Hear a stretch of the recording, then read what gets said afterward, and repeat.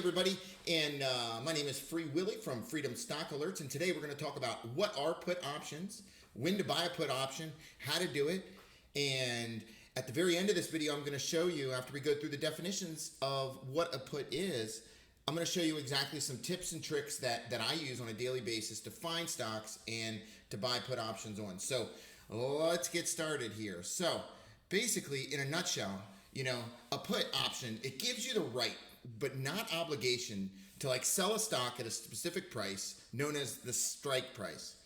But there's a catch. It's got to be done by a specific time, which is called the options expiration. So basically, it gives you the right.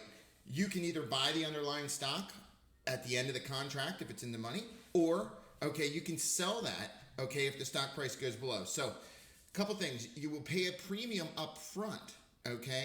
The put buyer, which would be you if you're buying a put, pays the seller of the put of the money called a premium.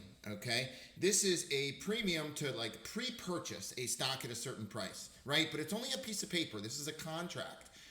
So the hitch to this whole thing is that it has a expiration date at the end of it. So by, let's say, next Friday, which options expire on Fridays, most of them, it's got to be below this certain price, and I'm going to pay a premium because I want to pre-buy that stock at that price. So when you have your strike price, that is the price, of the underlying stock that you're actually buying the contract on, right? Then you've got your premium, right? There's three parts to a put option. Your premium, which is the price of the option for either the buyer or the seller, right? It's this amount that you're going to pay to pre-purchase. And then your expiration, that is when the actual contract expires. So how does this all work, right? So put options are in the money, right? You've heard about in the money, out of the money. Well, they're in the money when a stock price is lower than the strike price at expiration, right? So you buy say you're buying a stock's trading at 110, you buy a 100 put, the stock goes below 100, and boom, you're in the money. A put owner profits when the premium paid is lower than the difference between the strike price and the stock price at option expiration. So that's that special date. If the stock price is above the strike price at expiration, it doesn't go down to your strike price, the put's out of the money and it's absolutely worthless. So let this be a caution. If you're used to trading, common stocks and things like that, options, you can lose 100% of that, very quickly, But why would you buy one, right? So traders buy a put option to magnify the profit off a stock's decline. So imagine, the market's falling and it's going to fall, or a particular stock's going to fall.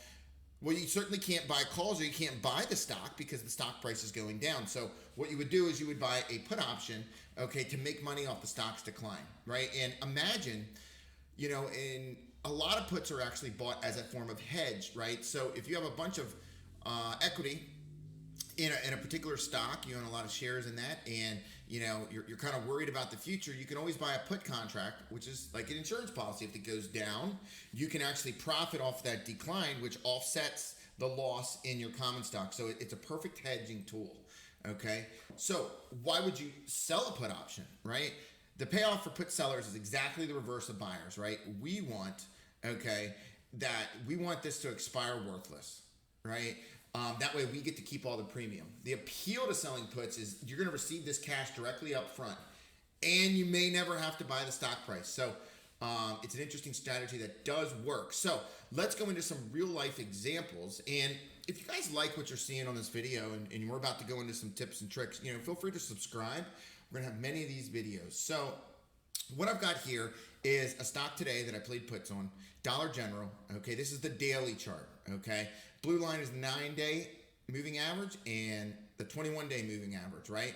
So if you can see, this 9-day was crushed today, right? It absolutely crushed it, and it broke through. So when we look at the 5-minute, the optimal time, right? So we know, the stock bled, it went crazy, it went way down, right?